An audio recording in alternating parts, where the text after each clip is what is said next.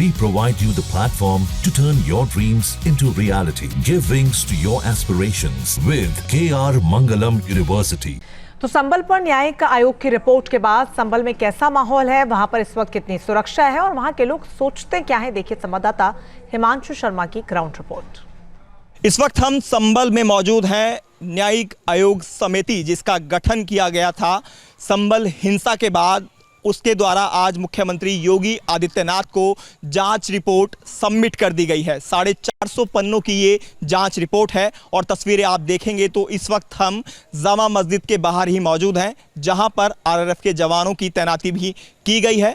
हिंसा के बाद से ही लगातार संबल में अलर्ट रहा है, उसी के चलते हमेशा यहाँ पर जवानों की तैनाती रहती है। और ये आप देख सकते हैं जामा मस्जिद का मुख्य गेट यहाँ पर, और इसी के पीछे जो हिंसा हुई थी, जस्ट इसके पीछे जो था वहाँ पर बलवा हुआ था। तमाम लोग इकट्ठा हो गए थे जब सर्वे करने के लिए 24 नवंबर 2024 को सर्वे टीम यहाँ पर पहुँची थी और इसकी सूचना यहाँ के लोगों को हुई थी। तमाम लोग यहाँ पर एकत्र हो गए थे और उसके बाद पथराव हुआ था और यहाँ तक कि गोलियां चली थी और उस हिंसा के दौरान 4 लोगों की मौत भी हो गई थी। और उसके बाद अब एक रिपोर्ट 29 नवंबर को जो समिति बनाई गई थी, आयोग बनाया गया था, उसकी तरफ से 450 पन्नों की रिपोर्ट बनाकर मुख्यमंत्री को सौंपी गई है, जिसमें लगभग 200 से ज़्यादा लोगों के बयान भी लिए गए हैं।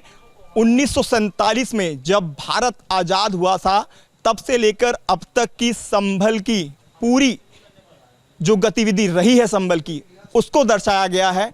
संभल में आपको बता दें, आज़ादी के बाद से अब तक 15 बार दंगे हुए हैं। दंगों का दंश लगातार संभल झेलता रहा है, ये बात लगातार कही गई। तो यहाँ आप देखेंगे जो फोर्स है वो यहाँ आप देख सकते हैं तैनात है। इसके अलावा पुलिस भी जो है वो तैनात हैं और जो तमाम लोग हैं जामा मस्जिद के गेट पर, उनको भी आप यहाँ पर देख सकते हैं। अलर्टनेस एक बार फिर संभल में कर दी गई है। जिस तरह से आयोग समिति द्वारा अपनी जो रिपोर्ट है वो सबमिट की गई है। आपको ये भी बता दें, जो हिंदू पक्ष है उनका दावा है कि यहाँ पहले हरिहर मंदिर हुआ करता था और इसी को लेकर रिट दायर की गई थी, याचिका दायर की गई थी। और ये जो चबूतरा आप देख रहे हैं, जहाँ पर जवानों की कुर्सी है, यहाँ कुर्सियाँ लगी हुई हैं, इसको कुआं बताया जाता है। यहाँ के लोगों से भी हमने बात की, उनका भी ये कहना है कि ये कुआं हुआ करता था, लेकिन अब इसको पाट दिया गया है। और इसकी आप शेप देखेंगे तो इसको देखने में लगता है कि वाकई ये कुआं हुआ करता था। और वहाँ आप देखेंगे जो पटियाँ हैं वो डली हुई हैं, यानी ऊपर से इसको पाटा गया है और यहाँ कुआं हुआ करता था। जो भी यहाँ पर जिसके घर में भी बच्चा होता था, जैसे हिंदू रीति रिवाज होते हैं, कुआं पूजन का जो कार्यक्रम होता था, आयोजन होता था, वो यहीं पर हुआ करता था। लेकिन बाद में धीरे धीरे यहाँ पर ये बताया जाता है कि बाबर के समय में इसको तोड़ दिया गया था, हरिहर मंदिर को 1529 में, और उसके बाद से यहाँ पर मस्जिद बन गई और धीरे धीरे जो हिंदू हैं यहाँ कम होते गए। और आज़ादी के बाद से तो ख़ास तौर पर 1947 के बाद से जो आबादी हिंदुओं की यहाँ पर 45% हुआ करती थी, वो 78 सालों में घटकर महज 15% रह गई है। इसको लेकर भी जो सर्वे हुआ है, जो पूरी रिपोर्ट बनाई गई है, उसमें इस बात का जिक्र भी किया गया है।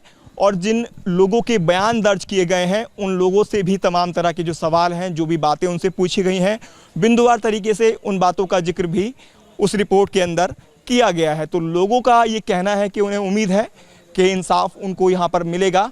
लेकिन आज जब जो जांच रिपोर्ट सौंपी गई है, उसके बाद से एक बार फिर से संभल के अंदर अलर्ट है और तमाम जो लोग हैं वो अपनी अपनी बात को आगे रखते दिखाई दे रहे हैं। कुछ लोगों का कहना है कि यहाँ पर हरिहर मंदिर हुआ करता था और जो मस्जिद यहाँ पर बनी हुई है, उनका ये कहना है कि यहाँ पर पहले से ही जामा मस्जिद बनी हुई थी। जहाँ भक्ति है हर शब्द में, कथाओं में छिपे हैं दिव्य रहस्य और ज्योतिष देता है जीवन को दिशा। धर्म से जुड़ी हर बातों को जानने के लिए हमारे चैनल स्तुति को सब्सक्राइब करें। चैनल पर जाने के लिए इस लिंक पर क्लिक करें।